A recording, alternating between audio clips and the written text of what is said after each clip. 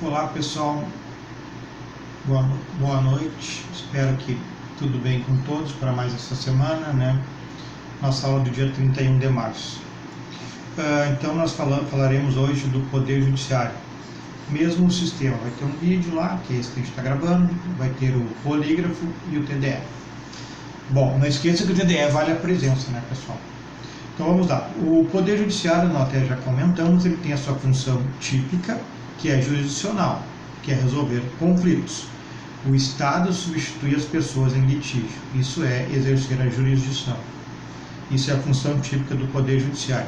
E tem a função atípica, quando ele exerce funções administrativas e legislativas. Administrativas, como concursos para seus servidores, secretaria, férias, licença. E legislativa, quando ele emite, por exemplo, cria seus regimentos. Garantias do Poder Judiciário. Vamos abrir a Constituição, deixar aqui pertinho, já quem tiver aí também já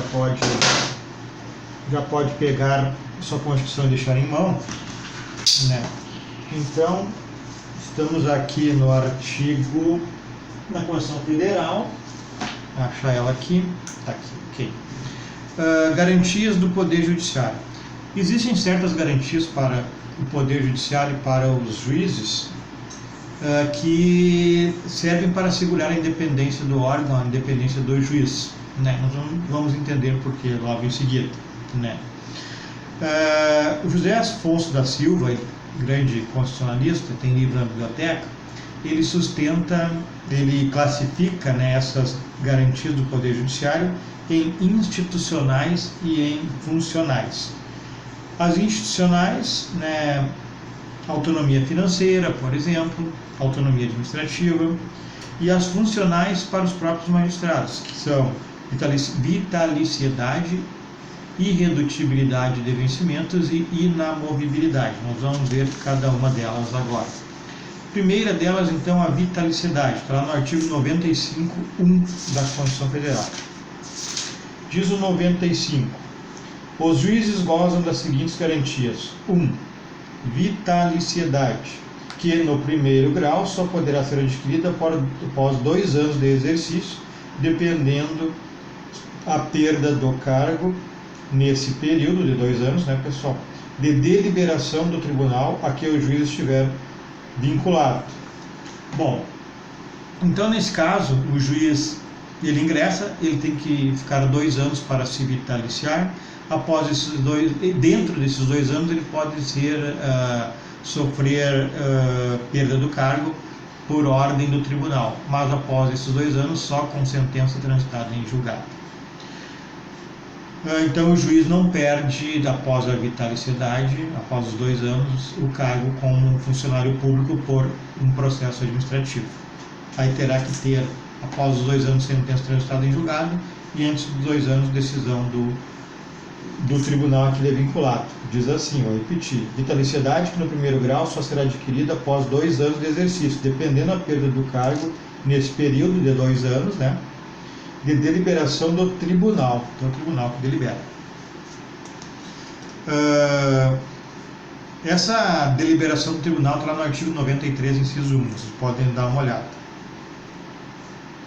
Os advogados e o Ministério Público, promotores, que forem para os tribunais pelo 5º Constitucional, artigo 94 da Constituição Federal, vamos ler para vocês terem uma ideia. 1/5 dos lugares dos tribunais regionais federais, dos tribunais dos estados e do Distrito Federal e territórios serão compostos por membros do Ministério Público com mais de 10 anos de carreira e de advogados de notório saber jurídico e de reputação ilibada com mais de 10 anos de efetiva atividade profissional.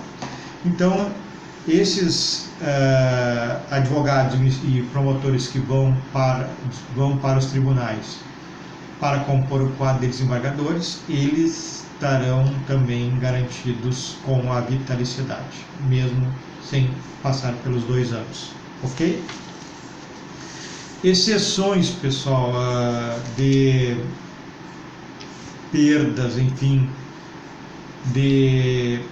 da perda do cargo desta maneira, conforme eu acabei de dispor, que é até 2 anos por deliberação do tribunal e após 2 anos somente com sentença transitada em julgado, os ministros do STF serão removidos pelo impedimento pelo Senado Federal, lá no artigo 52, inciso 2 da Constituição Federal. Então, os ministros do STF não é essa mesma sistemática da decisão transitada em julgado, é por decisão do STF, impedimento. Os conselheiros do CNJ, artigo 103, a linha B da Constituição Federal, também esses membros terão os mesmos direitos dos juízes enquanto estiverem exercendo o seu munus lá no CNJ. Após saírem, perdem seus direitos da inamovibilidade, ou agora nós estamos falando da vitalicidade e também da irredutibilidade de vencimentos. Bom, segundo direito, ou garantia, inamovibilidade. Acabamos de ver a vitalicidade e agora a inamovibilidade. Artigo 95, inciso 2. O 2 diz: inamovibilidade, salvo por motivo de interesse público, na forma do artigo 93, oitavo. O 93, oitavo, diz que 93. Lei complementar de iniciativa do Supremo Tribunal Federal disporá sobre o Estatuto da Magistratura. Inciso 8º. O ato de remoção ou de disponibilidade do magistrado por interesse público fundar-se-á em decisão por voto da maioria absoluta do respectivo tribunal ou Conselho Nacional de Justiça, assegurada a ampla defesa. Agora tem que ter a lei complementar. Então vamos adiante. Então o juiz, para ser removido, como regra, ele tem que consentir. A exceção do artigo 93, inciso 8, deve haver lei complementar, o oitavo. Então poderá ser removido, colocado em disponibilidade ou aposentado por interesse público, desde que haja voto da maioria absoluta dos membros do tribunal ou do CNJ. Então, nesse caso aqui, nós temos a possibilidade, então, de mover o juiz sem autorização, sem consentimento, desde que seja por interesse público e com a maioria absoluta dos votos do Tribunal de Justiça a que o juiz é vinculado ou do CNJ, desde que respeite a lei complementar. Terceiro, irredutibilidade dos vencimentos, artigo 95. 3. Irredutibilidade de subsídios, ressalvado exposto no artigo 37, enfim. Bom, subsídio, então, é a parcela, é o valor, antigamente chamava de remuneração ou vencimento, que o juiz percebe. Subsídio se chama é uma parcela única, é um valor único. Esse valor, esse subsídio, não pode exceder ao teto de um ministro do STF, que é o teto dos sonhos do público. Nos estados, os desembargadores não podem ganhar mais que 90,25% do valor do ministro do STF, que é o teto. E dentro desse subsídio não se pode computar parcelas de caráter indenizatório, que é o que diz ali o artigo 37, inciso 11, que eu acabei de ler. 95, inciso 3, faz referência ao 37, parágrafo 11. Isso quer dizer o quê? Por exemplo, diárias de viagem. O ministro ganha diária para viajar a serviço e ele não receberá desconto, mesmo que passe do teto. Ele poderá perceber essa vantagem, porque é uma indenização a um gasto que ele teve. Bom, vedações aos magistrados. Vamos ver o artigo 95, parágrafo único. O parágrafo único diz o seguinte: aos juízes é vedado, inciso 1, exercer ainda que em disponibilidade outro cargo ou função, salvo uma de magistério. Então o artigo 12 da Constituição Federal ele autoriza exercer, desculpem, o artigo 37, acho que é esse, vamos ver aqui, vamos confirmar, 37 está aqui. Inciso 12 deve ser. A administração pública, direta e indireta de qualquer dos poderes da União, dos Estados, do Distrito Federal e dos municípios, obedecerá aos princípios da legalidade, impessoalidade, moralidade, publicidade e eficiência e também ao seguinte. Aí o inciso, vamos ver aqui.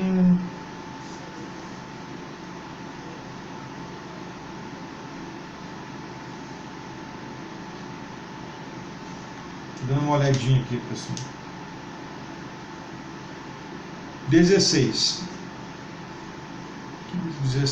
Inciso 16 do artigo 37.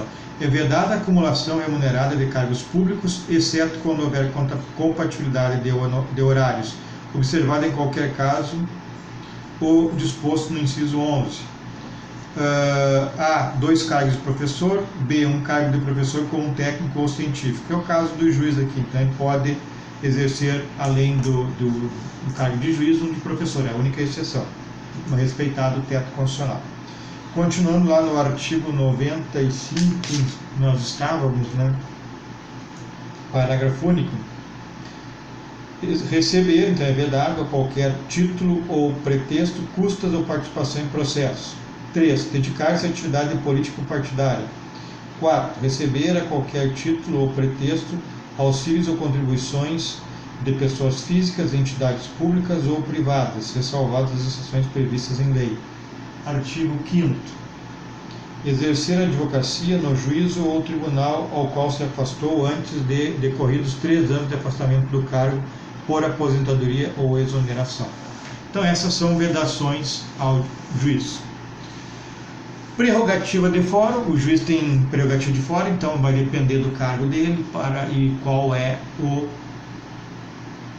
fórum, qual é o tribunal que o julgará. Então ele tem direito, ele não é julgado na vara criminal comum, ou civil, enfim, ele tem então prerrogativa de fórum, ele tem fórum especial para ser julgado.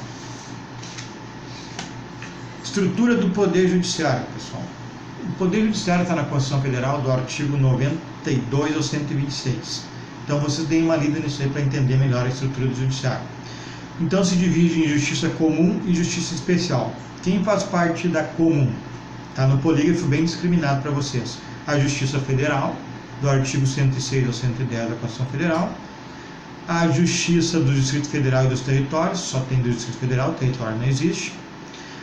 Justiça Estadual Comum, artigo 125 e 98, inciso 1 da Constituição Federal, e a Justiça Especial do Trabalho, 111 ao 116, Justiça Eleitoral do 118 ao 121, Justiça Militar da União e Justiça Militar dos Estados, artigo 125 ali da Constituição Federal. O chamado quinto constitucional, pessoal.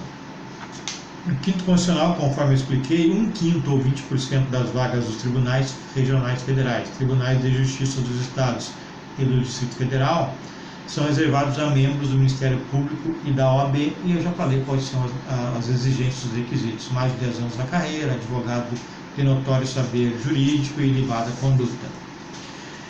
Por fim, os membros, então, do CNJ. CNJ, Conselho Nacional de Justiça, que tem competência para o controle administrativo e financeiro, né, do Poder Judiciário, então faz um controle sobre as questões administrativas e financeiras do Judiciário, mas ele não pode exercer função jurisdicional. Isso quer dizer o quê? Se um juiz tomar uma decisão jurisdicional, essa decisão é só atacável por recurso. O CNJ não pode se manifestar sobre isso.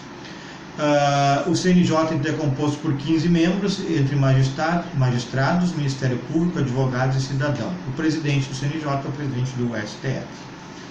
Certo, pessoal? Então, tudo isso está constando mais claramente, mais minuciosamente, acho que é a palavra adequada, no polígrafo que eu estou colocando na aula. Então, espero que esteja tudo bem com vocês, né? Não esqueçam de realizar os TDAs, porque são as suas presenças. Valeu, boa semana a todos.